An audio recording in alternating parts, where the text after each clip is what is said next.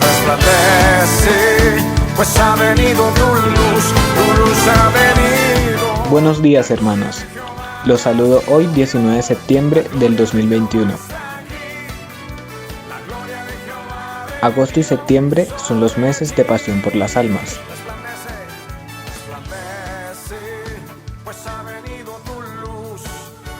El pueblo asentado en tinieblas vio gran luz, y a los asentados en región de sombra de muerte, luz les resplandeció. Mateo 4:16. Les doy la bienvenida a nuestro tiempo de comunión de los domingos en la mañana. En esta ocasión meditaremos en los 8 ayes. Recibimos con mansedumbre la palabra de Dios y permitimos que nos edifique. La gloria de Jehová ha venido sobre ti. Buenos días, queridos hermanos. El tema para hoy es los 8 ayes. Y para esto es necesario que nos ubiquemos en Mateo capítulo 23. Oremos. Padre, en el nombre de Jesús, gracias por esta nueva oportunidad que nos das. Estamos delante de ti. Pedimos que envíes tu luz y tu verdad. Guíanos por estas delante de ti. Enséñanos todo tu consejo. Deseamos conocer lo que hay en tu corazón para nosotros. Ayúdanos, Señor. En el nombre de Jesús. Amén. Los 8 ayes. Esa expresión ayes es porque hay varios ay. Cada ay es un lamento. Podríamos también titularlo los 8 lamentos. Aquí en Mateo 23 se da una palabra muy especial, muy cruda, muy sobria, donde el Señor reprende duramente a los religiosos de ese momento, es decir, a los judíos, específicamente a los escribas y fariseos. Son 8 lamentos, así como en Mateo capítulo 5 encontramos 9 bienaventuranzas para el reino de Dios, para los ciudadanos del reino de los cielos. Asimismo, aquí en Mateo 23 hay 8 pero lamentos para los religiosos. El Señor siempre ha mostrado en su palabra, en su predicación, con su vida, ha mostrado que hay un contraste entre la religión y el reino de los cielos. La religión es algo que el hombre inventó, el reino de los cielos es el deseo del Señor para nosotros. No debemos confundir religión con reino de los cielos. Entonces es muy clave, muy determinante que en Mateo capítulo 5, donde se nos habla de la constitución del reino de los cielos, se encuentren 9 bienaventuranzas. Mientras que acá, en esta reprensión que el Señor hace a los religiosos, en Mateo 23, se encuentran 8 lamentos, 8 ayes. Ubiquémonos inicialmente en este capítulo 23 y miremos los versos 1 al 12. Para optimizar un poquito el tiempo, voy a ir deteniéndome para ir explicando cada parte de esta escritura. Miremos el versículo número 1, dice: Entonces habló Jesús a la gente y a sus discípulos diciendo.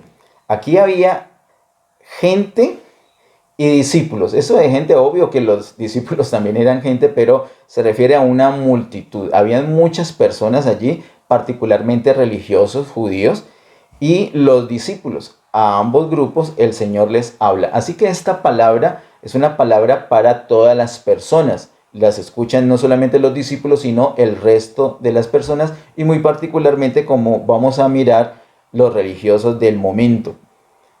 Esta palabra es la última palabra que el Señor les habló a los judíos. Es algo muy tremendo, porque la última palabra que el Señor le habla a ellos es esto antes de su regreso. Y la última palabra que el Señor les habló antes del regreso fue una palabra muy cruda, muy sobria, una reprensión, un regaño. ¿Qué tiene que ver esto con nosotros? En el asunto de la religiosidad, nosotros debemos tener una diferencia y nuestro estilo de vida tiene que mostrar esa diferencia, la tiene que exhibir. No podemos quedarnos en un plano religioso, debemos salir de un plano religioso. El Señor no quiere eso para nadie. Lo que quiere es que nosotros vivamos la realidad del reino de los cielos. que ese rey que está en nosotros pueda ejercer su dominio, su gobierno, y nosotros con alegría en nuestro corazón podamos expresar que realmente estamos restringidos, que realmente hay un gobierno, que tenemos un Señor, no solamente un Salvador, sino un Señor, que nosotros no hablamos lo que queremos, no pensamos lo que queremos, ni siquiera sentimos lo que queremos. Alguien muy sincero puede decir, no, pero es que eso yo lo siento en mi corazón. Pues es que no debemos tener la libertad de sentir cualquier cosa. Nosotros estamos en un gobierno. Nuestras palabras, nuestras acciones, nuestros pensamientos, nuestros sentimientos, nuestras intenciones tienen que estar sujetas a un gobierno. Cualquier cosa que no se sujete a ese gobierno, entonces es una rebeldía. Y debemos resolver esto delante del Señor. Entonces el verso 1 deja claro a quién le está hablando el Señor. Vamos con el versículo número 2 y 3. Dice, en la cátedra de Moisés se sientan los escribas y los fariseos. Así que todo lo que os digan que guardéis, guardadlo y hacedlo, mas no hagáis conforme a sus obras, porque dicen y no hacen. Esta última frase lo dice todo, lo encierra todo. Dicen y no hacen. Además de esto, no solamente dicen, sino que dicen de una manera correcta. Por eso dice, en la cátedra de Moisés se sientan. Ellos se sientan, quiere decir, están bien acomodados, están bien respaldados. No es en respaldo vano, es un buen respaldo, es un argumento sólido. Es la misma cátedra de Moisés, es conforme a las escrituras, conforme a la palabra de Dios. Lo que ellos dicen es completamente correcto, les dice el Señor. El problema ¿cuál es? Que ellos dicen y no hacen. Y quiero decirte de una vez, porque ese es el énfasis que muestra este capítulo 23 con la religiosidad. Aquí hay un problema que el Señor está señalando desde el principio y es un problema de hipocresía, decir y no hacer. Predicar y no practicar, hablar y no hacer, decir lo que es correcto, pero vivir distinto a lo que se ha dicho. Vivir debe ser coherente con lo que hemos dicho. Si nosotros creemos una palabra, si nosotros hablamos esa palabra, debemos vivir esa palabra. Ellos no. Ellos, los escribas y fariseos, decían correctamente conforme a las enseñanzas de Moisés, conforme a la palabra de Dios, pero no hacían. Entonces el Señor le dice a los discípulos, ustedes tienen que hacer lo que ellos dicen porque es correcto, pero no sigan su ejemplo, porque ellos no hacen lo que dicen. Vamos con el versículo 4. Verso 4 dice, porque atan cargas pesadas y difíciles de llevar y las ponen sobre los hombros de los hombres, pero ellos ni con un dedo quieren moverlas. Ese peso de la ley exigía que ellos la llevaran y tenían que cumplir rigurosamente la ley, pero ellos mismos ni siquiera con un dedo hacían esfuerzo para levantar esas cargas. Versículo número 5. Antes hacen todas sus obras para ser vistos por los hombres, pues ensanchan sus filacterias y extienden los flecos de sus mantos. Las filacterias eran unas cajitas de cuero donde metían fragmentos, pedacitos de las escrituras en pergamino. La misma palabra de Dios escrita ahí en pergaminos, trozos les echaban en unas cajitas de cuero y luego se las ajustaban, se las ponían en la frente como una balaquita, se las ponían en la frente o amarradas en un brazo, como un brazalete aquí, brazo izquierdo, y ellos ya habían convertido eso como un amuleto. Y ese amuleto era pues que confiaban en la palabra de Dios o confiaban en la ley, confiaban en las enseñanzas de Moisés, no solamente en su brazo sino en la frente, y eso era para mostrarlo, para exhibirse, para que la gente los viera, como dice el verso 5, para ser vistos por los hombres. Por eso la cajita tenía que ser bien ancha, ya ni la frente se les veía, bien ancha para que la gente notara, este tipo tan tremendo, vea cómo confía en la ley. Pero el Señor les está reprendiendo porque es pura apariencia. Aquí, entre los versículos número 1 al 12, vamos a ver un preámbulo. El Señor está diciendo lo que ellos hacen, pero luego más adelante, del verso 13 en adelante, vienen los verdaderos regaños. Vamos con el versículo número 6. Y aman los primeros asientos en las cenas y las primeras sillas en las sinagogas. Lo primero, mi primer lugar, el lugar de privilegio, que la gente me vea que soy importante porque estoy ocupando el primer lugar, la primera fila, la primera silla. Hermanos, cada vez que nosotros estamos viendo algo que el Señor les está señalando a estos judíos, a estos religiosos, debemos tener cuidado. Eso fue específicamente para ellos, pero en el sentido no por su nacionalidad, sino por su religiosidad. Así que tú y yo podemos ser colombianos, pero podemos ser unos verdaderos religiosos. Cuidémonos de eso. Nos sentamos en los principales lugares para que nos vean que somos importantes. Ese orgullo no es aprobado por el Señor. Versículo número 7. Y las salutaciones en las plazas y que los hombres los llamen rabí, rabí. Si les encanta que los saluden, que les hagan reverencia y sobre todo que los llamen rabí, o sea, maestro. Esta traducción de la palabra rabí es maestro en el sentido no solamente de alguien que enseña la palabra de Dios, sino que además que enseña la palabra de Dios, ejerce un señorío sobre sus discípulos. O sea, son mis discípulos, son míos y me tienen que seguir a mí, ni siquiera lo que estoy enseñando, sino a mí como maestro. Ese es el sentido de la palabra rabí. Un maestro, no solamente porque enseña, sino porque lo tienen que seguir a él, lo tienen que reverenciar. Así que esta idea de rabí es un rabí que es especie de amo de esos discípulos, de esos alumnos, de esos aprendices. En el versículo 8 dice el Señor, pero vosotros no queráis que os llamen rabí, porque uno es vuestro maestro, el Cristo, y todos vosotros sois hermanos. Mire que el Señor desde el verso 8 en adelante muestra el contraste. Ellos son así, así, así y asá. Del versículo número 2 al versículo número 7. Del verso 8 en adelante el Señor les dice, pero ojo, mire el contraste. Verso 8. No queráis que os llamen rabí, porque uno es vuestro maestro, el Cristo, y todos vosotros sois hermanos. Esa es una regla, Mateo 23, 8 es una regla que a mí me gusta seguir. Sobre todo con pastores, con profetas, con apóstoles. No tengo mucho roce con ellos, más que algunas pocas reuniones. Eso es algo que debe solucionarse de una manera definitiva. Tengo un cariño especial, sobre todo con algunos de ellos. Pero algo que me gusta hacer a propósito con ellos, al tratarlos, al escribirles, al comunicarme con ellos, es decirles hermanos. Yo veo que se reverencian y está bien, al que es apóstol decirle apóstol, o el que es pastor decirle pastor, o maestro, evangelista, etcétera, doctor, lo que sea. Pero el Señor dice aquí que todos nosotros somos hermanos.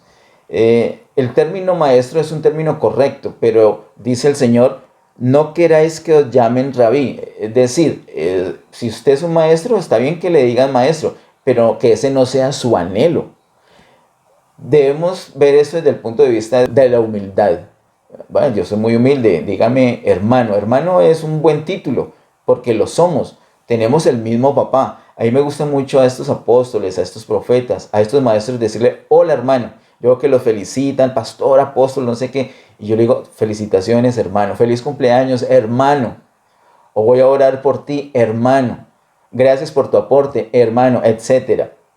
No es que a todo mundo tengamos que decirle así hermanos, te puedes decirle maestro, pero que tu anhelo no sea que te digan maestro. Ese no debe ser tu anhelo. Un maestro tenemos en el sentido de amo, y es Cristo. Versículo número 9. Y no llaméis Padre vuestro a nadie en la tierra, porque uno es vuestro Padre, el que está en los cielos.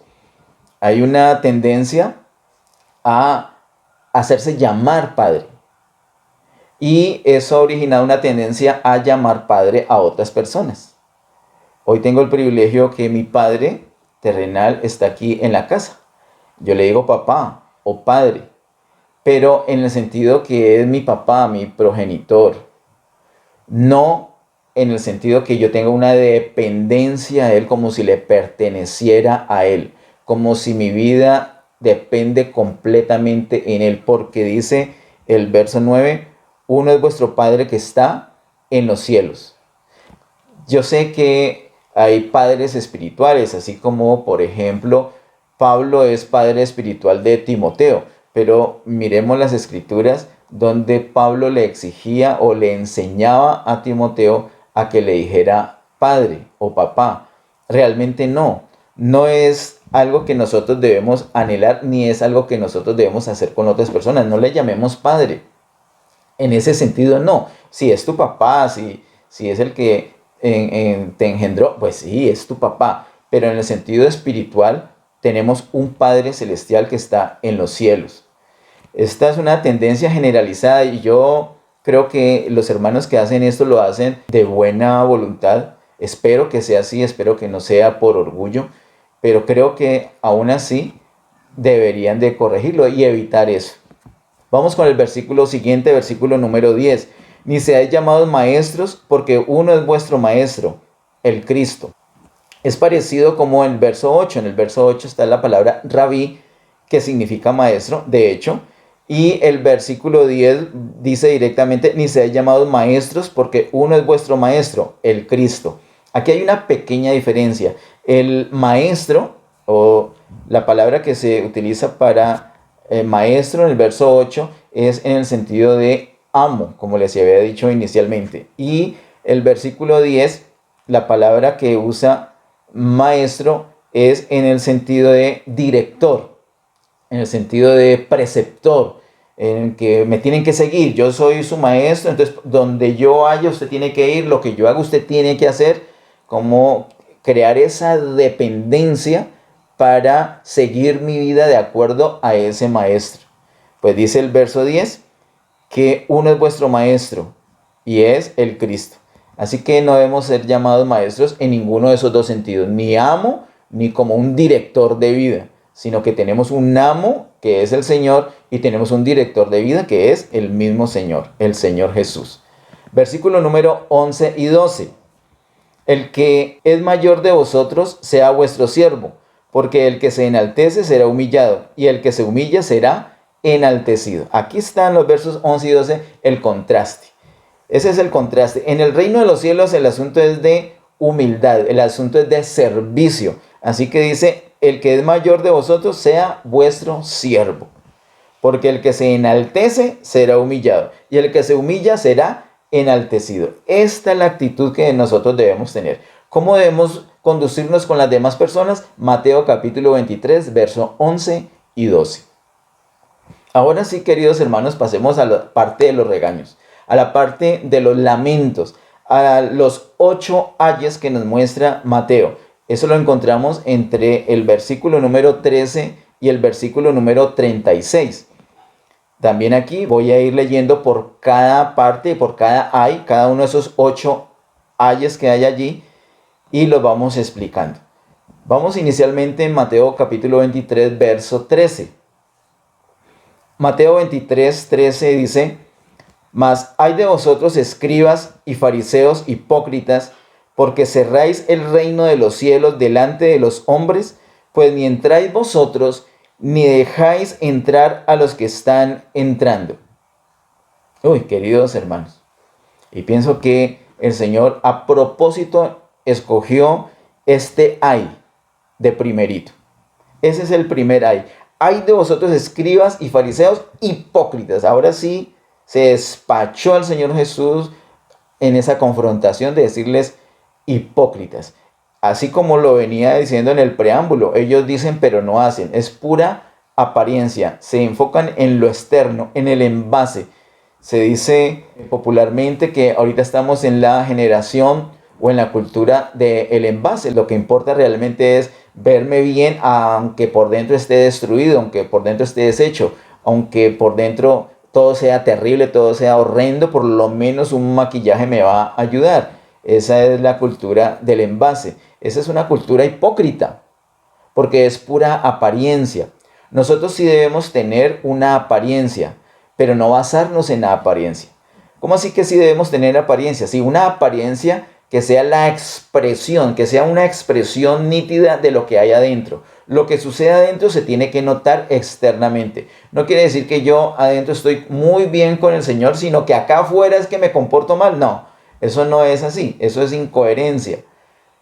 pero la apariencia externa tiene que ser el resultado de lo que me está pasando internamente. Cuando por fuera muestro la situación interna, estoy expresando una realidad, hay sinceridad allí.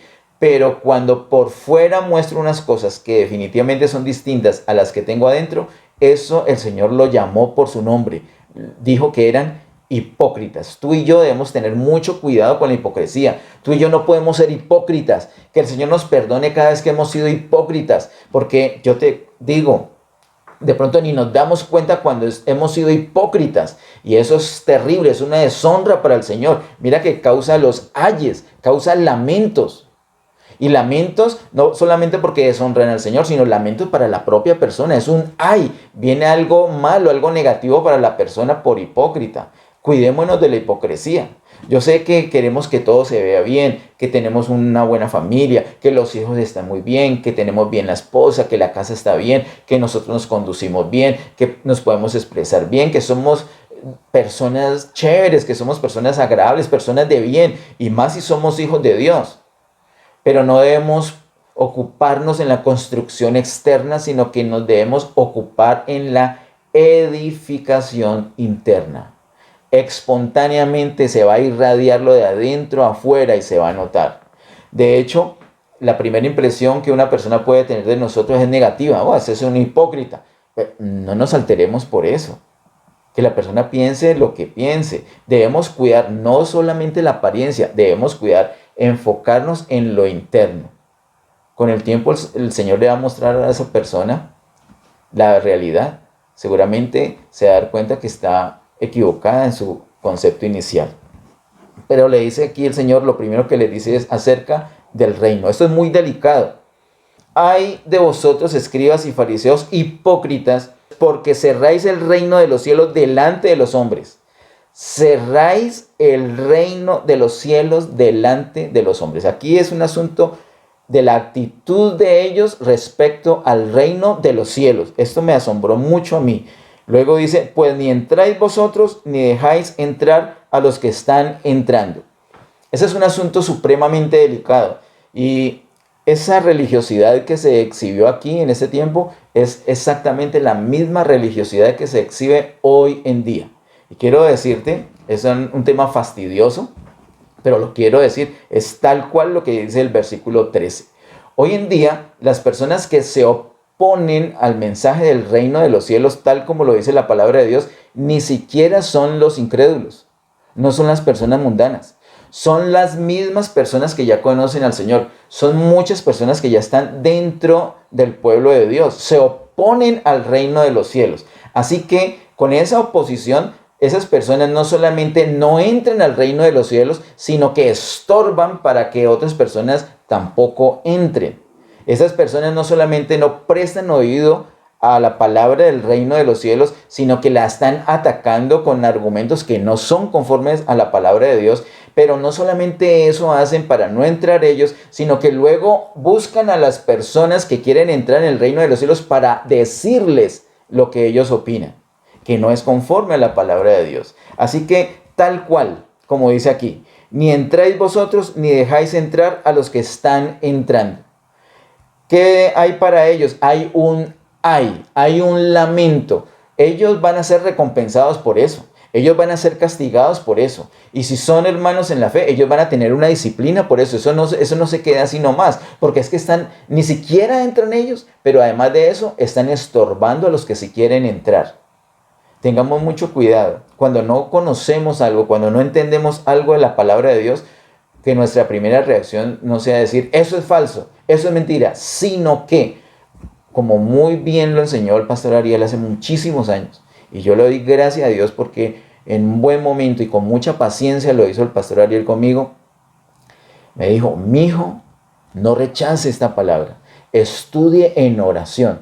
Específicamente cuando hablaba en el año 1991 acerca de la liberación de demonios en el pueblo de Dios. Yo rechacé eso. Y él con esa paciencia me dijo, mijo, no lo rechace, estudie en oración esta palabra. Y el Señor le va a mostrar. Yo no quería hacerlo, pero por esa actitud como me lo dijo y esa insistencia, entonces yo estudié en oración lo que yo estaba diciendo que no era y lo que él estaba afirmando. ¿Y qué pasó? Pues el Señor lo reveló en la palabra. Asimismo, muchas personas que han escuchado el mensaje acerca del reino de los cielos, inicialmente han hecho una oposición y se han enojado. Es una característica. Hombre, no depende ni de esas personas. Es algo que tiene el reino de los cielos, algo que tiene la palabra del reino que provoca un fastidio a las personas que no lo comprenden. Pero aunque tú tengas ese fastidio, tú tienes que serenarte y estudiar en oración lo que dice la palabra. El Señor te va a revelar. Así le ha sucedido a muchos hermanos y ahora se están gozando porque conocen la palabra del reino y pueden entrar en el reino, pueden disfrutar el reino y pueden hablar del reino. Ahora lo que les sucede es que ellos ya mismos están sintiendo en su propia carne la oposición de otras personas. Vamos con el siguiente ay. El segundo ay está en el verso 14. Mateo 23:14 dice: Ay de vosotros, escribas y fariseos hipócritas, porque devoráis las casas de las viudas y como pretexto hacéis largas oraciones, por esto recibiréis mayor condenación. Mira lo que está diciendo acá el Señor. Son personas que se aprovechan de eso, así abunda, y ha traído mucho menosprecio por el evangelio, por la palabra de Dios, porque como hay muchas personas que se han lucrado con la palabra, se han lucrado con las cosas del Señor, entonces el mundo generaliza. Satanás aprovecha para usar el mundo para generalizar. Esos son ladrones, eso lo que quieren son tus diezmos y tus ofrendas. Claro, a los pastores nos encanta hablar de las ofrendas. ¿Cómo no? Si el Señor Jesús en sí mismo es una ofrenda. El principio de la palabra de Dios es una ofrenda. Pero las ofrendas se tienen que hablar conforme a lo que dice la palabra de Dios y se tienen que usar conforme a la palabra de Dios. Sin embargo, acá el Señor les está censurando a ellos porque son hipócritas. Con tal de devorar las casas de las viudas, con tal de sacar provecho de sus herencias, de sus pertenencias, de sus bienes materiales, entonces hacían largas oraciones, pura especulación, pura charlatanería, pura apariencia con tal de lucrarse. Vamos con el versículo número 15. El tercer ay. Dice: Ay de vosotros, escribas y fariseos hipócritas, porque recorréis mar y tierra para hacer un prosélito, y una vez hecho le hacéis 2 veces más hijo del infierno que vosotros. Qué cosa tan terrible. Pasan por todas partes, mucho esfuerzo, se les abona el esfuerzo. Dice que recorren mar y tierra. ¿Para qué? Para hacer un prosélito, es decir, algún impío, a un mundano, lo quieren convertir a su religión. Pero ese es el problema. ¿Lo convierten a qué? A su religión. El Señor no quiere que nosotros busquemos a la gente, a los impíos, a los mundanos, para que se conviertan a ninguna religión, sino para que se conviertan a Cristo, para que vayan a Cristo, para que tengan una relación con Cristo, para que Cristo esté en ellos y ellos estén en Cristo, para que ellos puedan vivir la realidad del reino de los cielos, para que ellos puedan ser salvos, para que ellos puedan tener vida eterna, para que puedan tener otro estilo de vida, para que ellos sean una bendición, para que ellos tengan la bendición de Abraham, etcétera, etcétera. Todo lo que el Señor nos ha mostrado en cuanto a su propósito. Y su propósito es el reino, no la religión. Entonces, antes eran mundanos, ya eran, como para usar unas palabras del versículo 15, ya era hijo del infierno por ser mundano, por no creer. Ahora ya creen, pero creen de acuerdo a una religión. Entonces lo han hecho a ese pobre tipo, a ese pobre hombre, lo han hecho 2 veces más hijo del infierno que ellos mismos, que los mismos religiosos. Eso es una cosa lamentable, porque una vez que la persona ya cayó en una religión, se le va a hablar de la verdad, se le va a hablar de la palabra de Dios y saca argumentos. Nosotros hemos tenido esa experiencia. Recientemente charlé con alguien que no tiene mucho contacto con la palabra de Dios. Esa persona no estudia la palabra de Dios. Me dijo así, ¿no? Yo no estudio la palabra de Dios. Le dije, yo sé que no estudia la palabra de Dios y eso es una ventaja. Y precisamente le hablé del reino.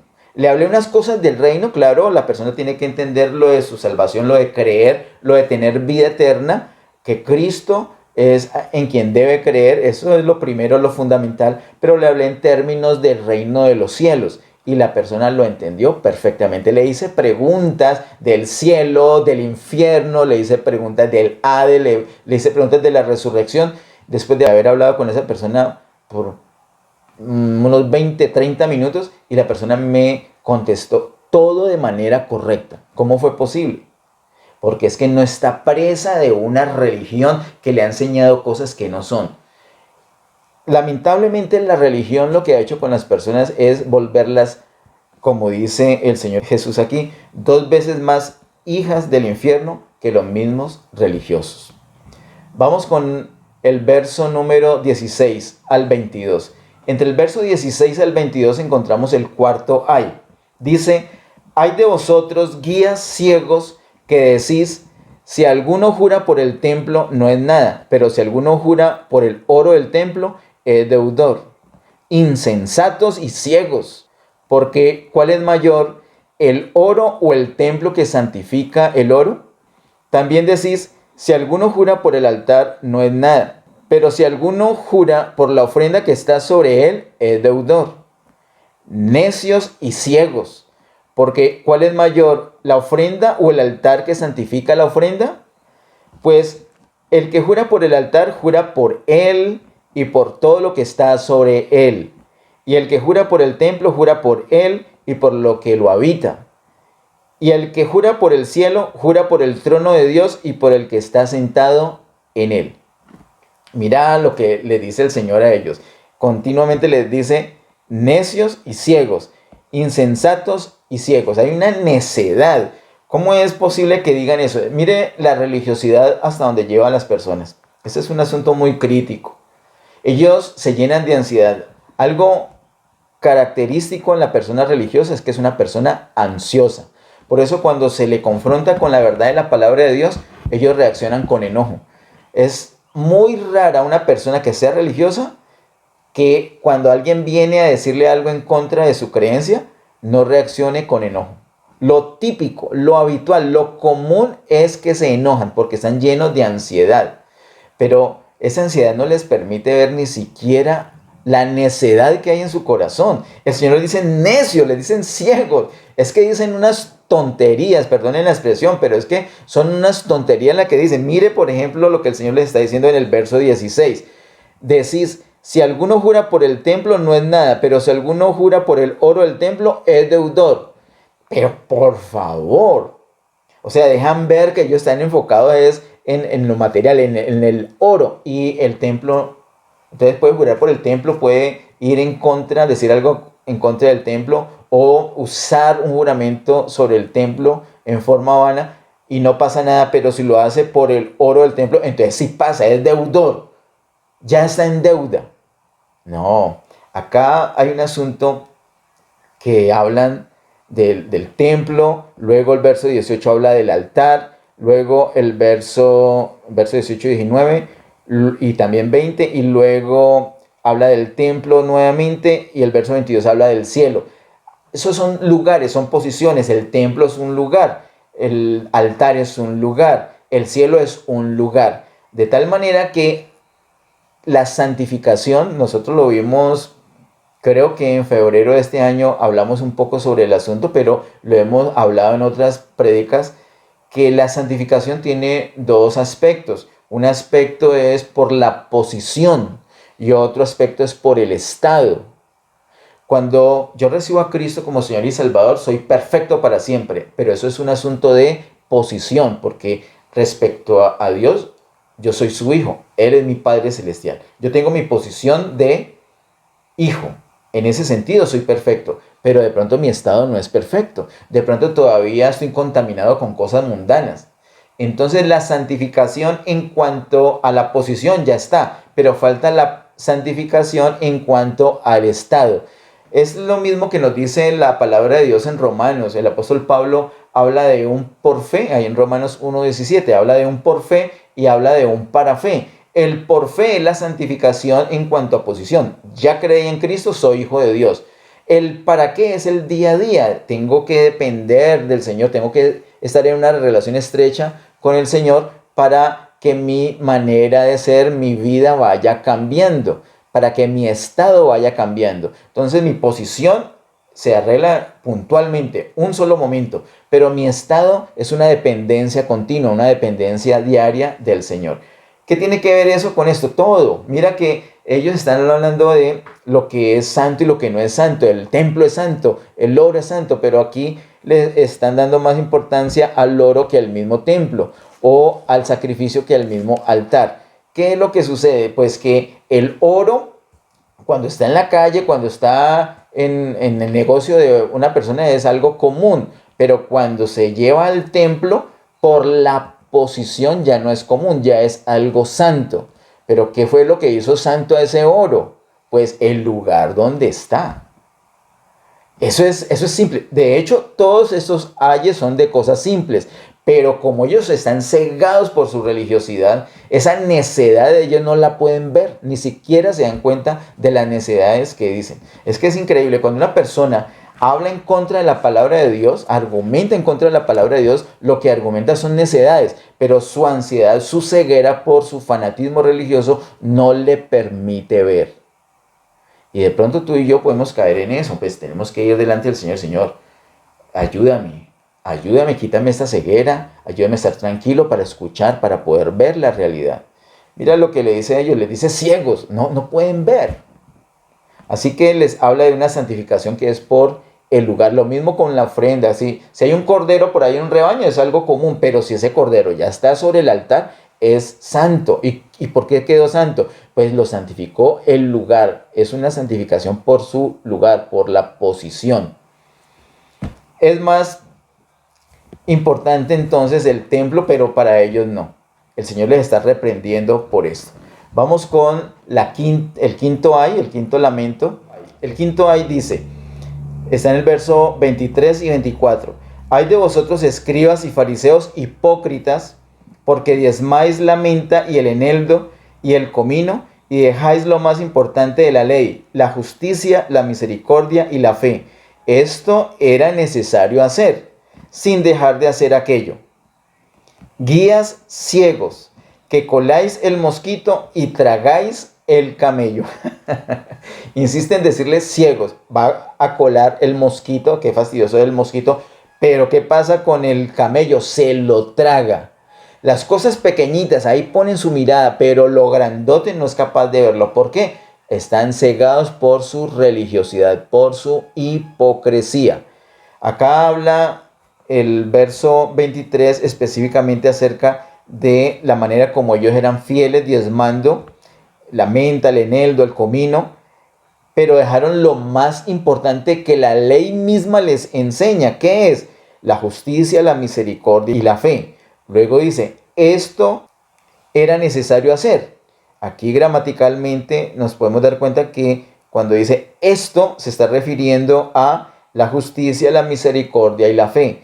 Esto era necesario hacer sin dejar de hacer aquello, es decir, sin dejar de dar el diezmo, sin dejar de pagar los diezmos. Bueno, voy a dedicarme solamente a la misericordia, a la fe y a la justicia y ya no vuelvo a dar los diezmos. No, claro que sí. Ellos tenían que hacerlo, ellos estaban bajo la ley y ellos tenían que cumplir la ley. La misma ley que les habla acerca del diezmo, les habla de la justicia, la misericordia y la fe. Pero ellos lo descuidaban porque lo que les interesa a ellos solamente es la apariencia. Por eso vuelve una y otra vez a decirles hipócritas. Vamos con el sexto ay, está en el verso 25 y 26. Ay de vosotros escribas y fariseos hipócritas, porque limpiáis lo de fuera del vaso y del plato, pero por dentro estáis llenos de robo y de injusticia.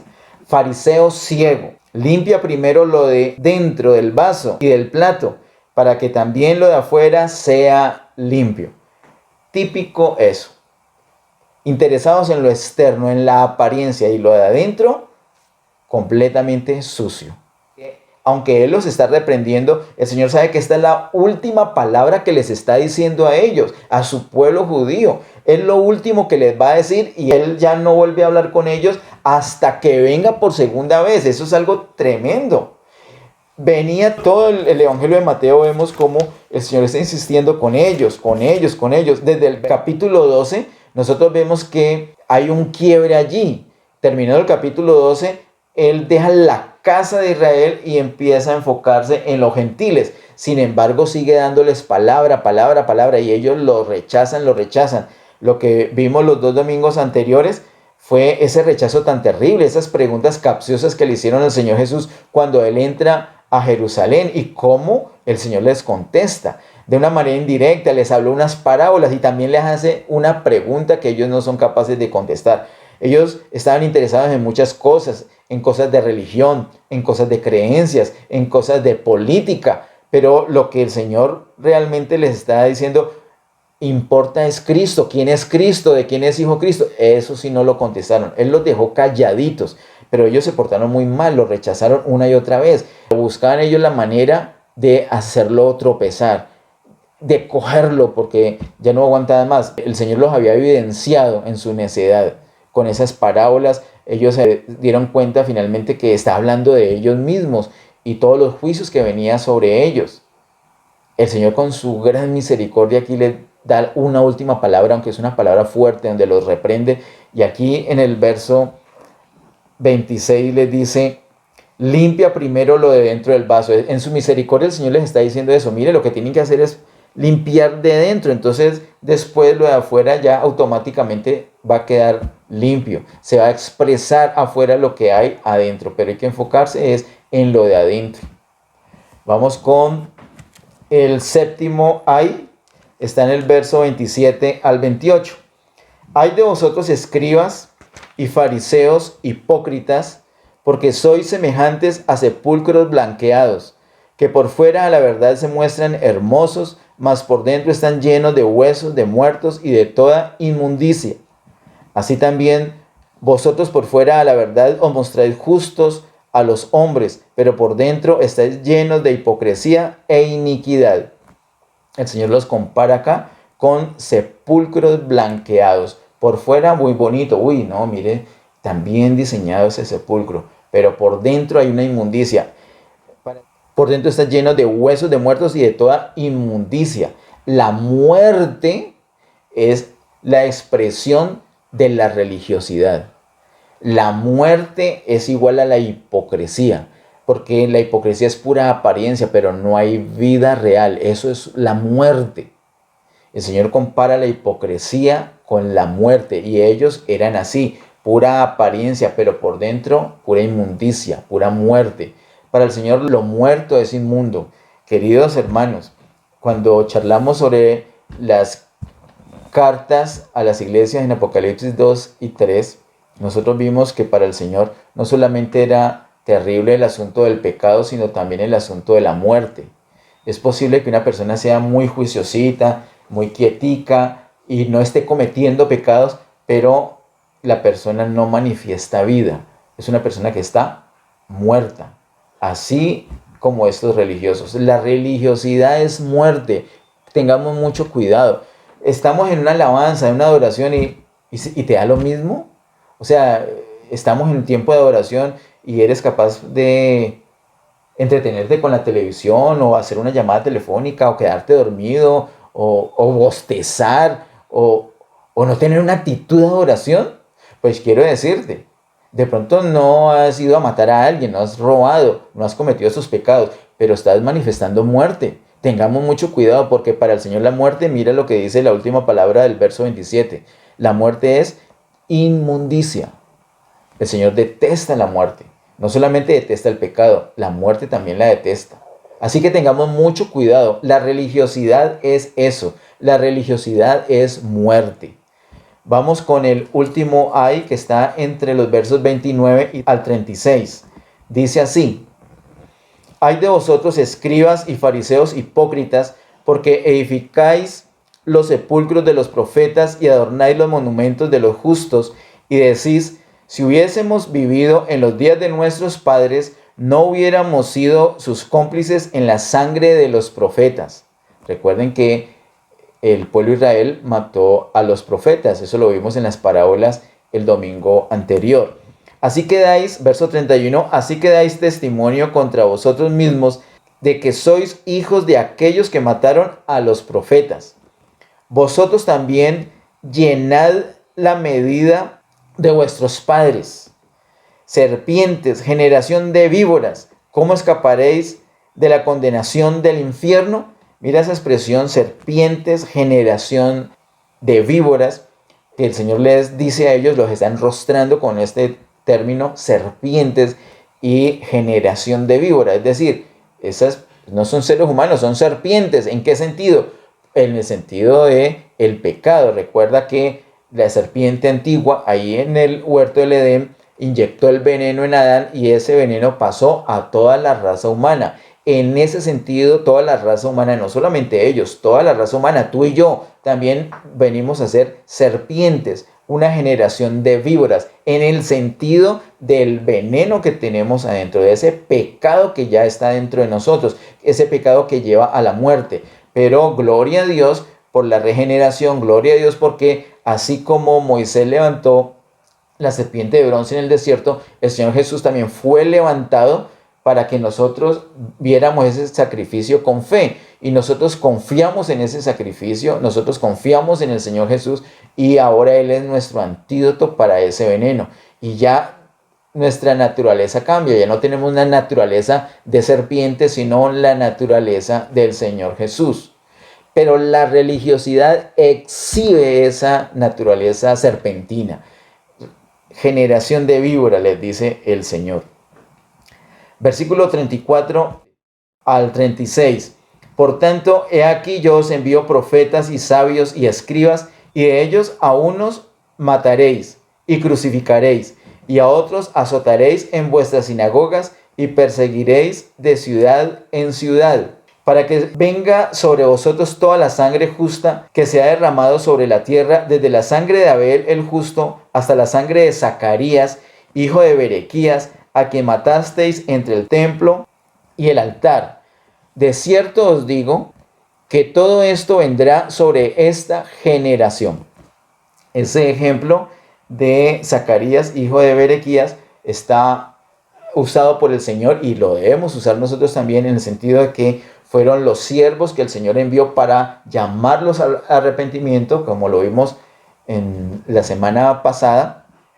El Señor les enviaba a ellos los siervos, los profetas, para que los llamaran al arrepentimiento, para que se volvieran al Señor, pero ellos, endurecidos en su corazón, lo que hicieron fue golpearlos, azotarlos, menospreciarlos y matarlos. Eso mismo dice el Señor que no solamente hicieron los padres, ellos dicen, no, nosotros hubiéramos vivido en esa época, no hubiéramos hecho eso, y son hipócritas. Lo único que ellos están haciendo allí es dando testimonio que sus padres fueron esos homicidas, pero ellos llenan la medida, como dice el Señor. Son igualitos a los papás, son igualitos a los que mataron a los profetas, porque el Señor les va a enviar también, como dice el verso 34, he aquí yo os envío profetas y sabios y escribas. ¿Y qué van a hacer ellos? A unos mataréis y crucificaréis, a otros azotaréis y perseguiréis de ciudad en ciudad. Van a hacer exactamente lo mismo. De hecho, al Señor lo están persiguiendo y lo quieren matar. Entonces les dicen en la cara, ustedes son una partida de hipócritas. Eso es tan triste, hermanos, esta última palabra que el Señor le da a los judíos. Yo pienso que para el Señor fue un dolor tremendo. Y cuando tú tienes que decirle algo, una verdad en la cara a una persona, de esta manera, tiene que ser un dolor muy grande si tú amas a esa persona. El Señor los amaba muchísimo y tuvo que haber dolido mucho el corazón del Señor para decirles estas expresiones tan fuertes. Pero era la verdad. Lo último que les dice esto, y esto ha hecho tanta carrera, que hoy día decir hipócrita y decir fariseo prácticamente es lo mismo. Son como si fueran palabras sinónimas. Pero mucho cuidado, hermanos. No pensemos que es porque eran judíos o porque eran de la secta de los fariseos o porque eran escribas. Es por el asunto de la religiosidad. Tú y yo debemos revisar cada uno de estos 8 ayes y mirar qué nos toca, qué nos corresponde. Y que ese lamento no sea para nosotros. Hermanos, para ti y para mí son las 9 bienaventuranzas que tenemos en Mateo 5, no los 8 ayes de Mateo 23. Estos lamentos son para los religiosos. Tú y yo no tenemos que tener nada de religiosidad, renunciemos a esa religiosidad. La consecuencia de esto es terrible. Y el Señor lo expresa en los versos 37 al 39. Miremos lo que dice. Jerusalén, Jerusalén, que matas a los profetas y apedreas a los que te son enviados.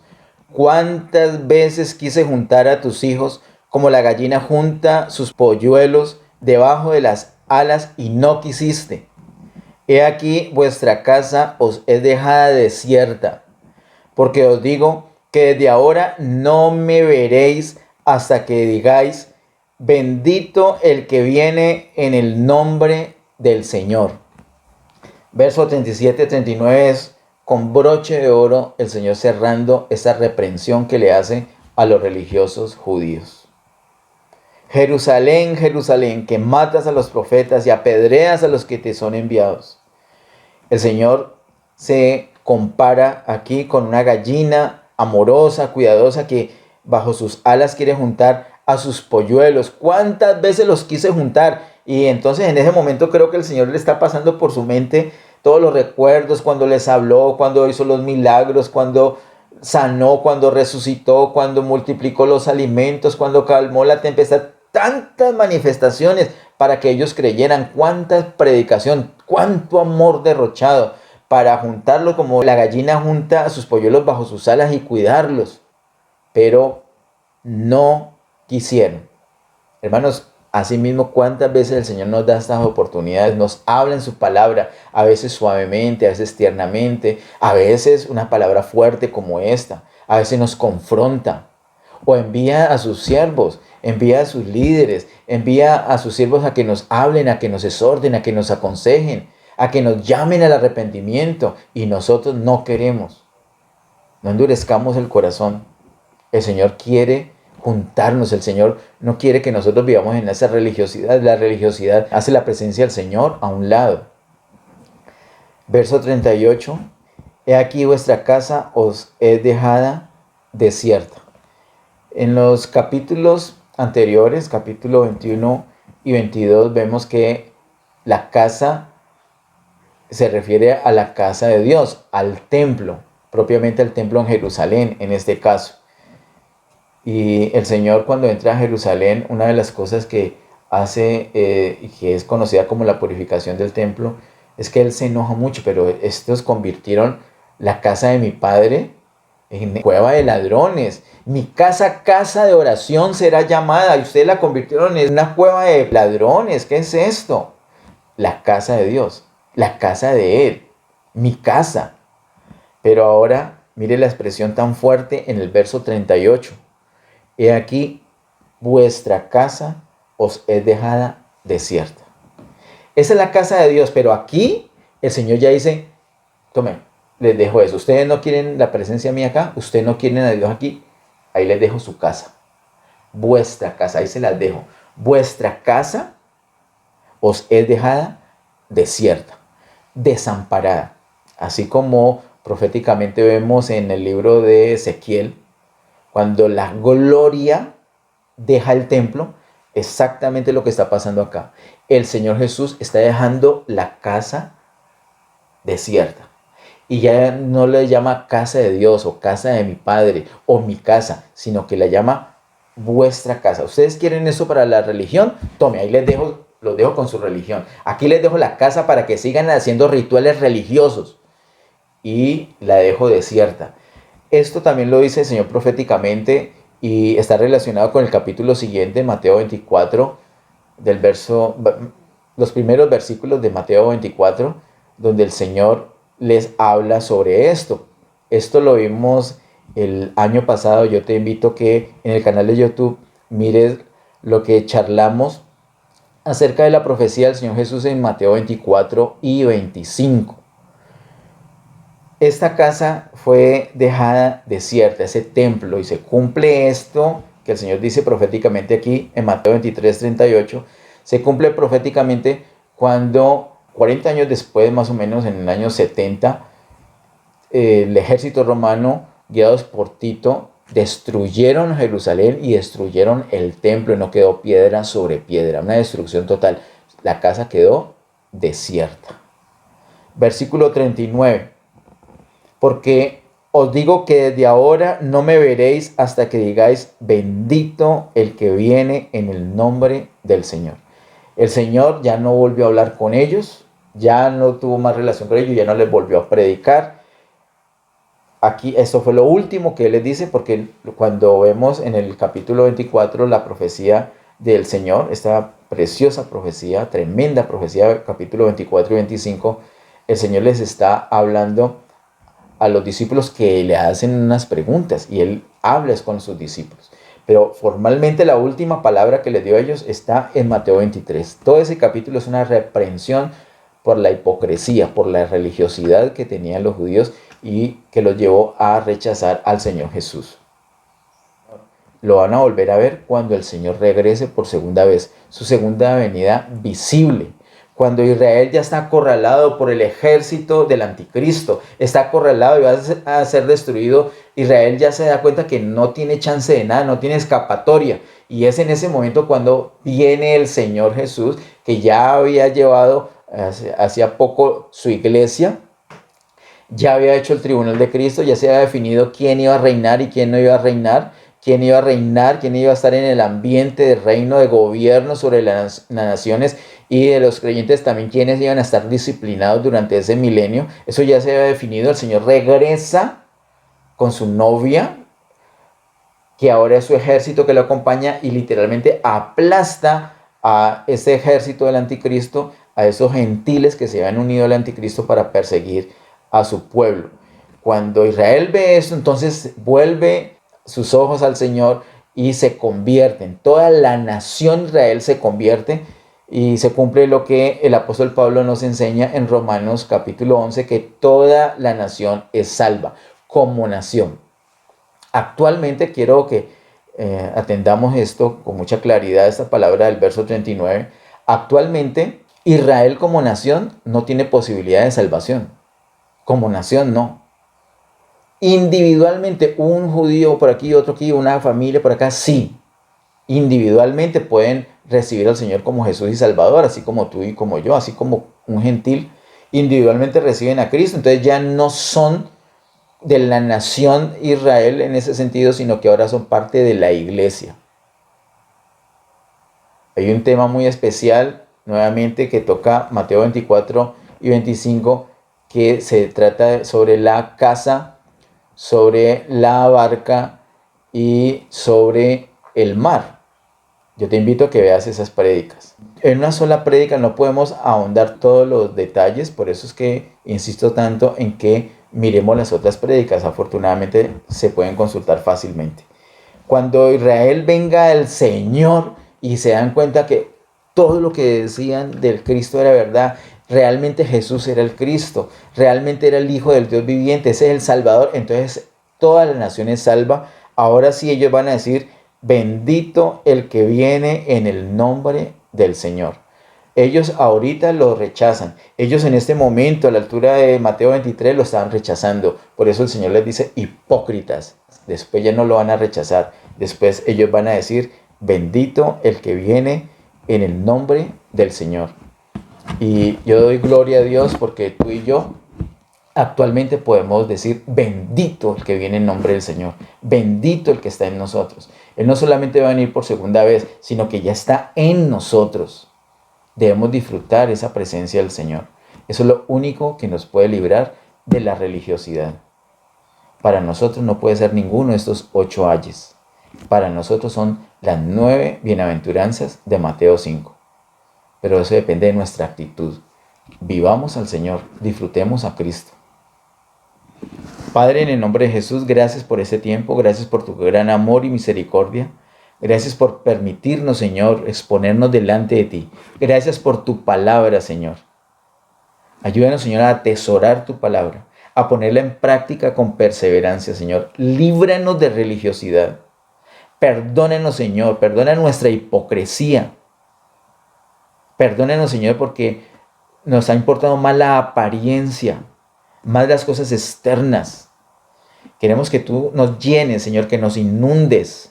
Queremos que todo nuestro interior se llene de ti, de tu presencia, y que esa presencia se irradie y nos llene y nos envuelva completamente. No solamente nosotros, sino nuestra casa. Que todo por donde vayamos, Señor, quede lleno de ti, Señor, porque tú te irradias desde dentro de nosotros. Ayúdanos, Señor, Ayúdanos a vivir una realidad contigo cada día, Señor. En el nombre de Jesús. Amén. Que el Señor continúe bendiciéndoles.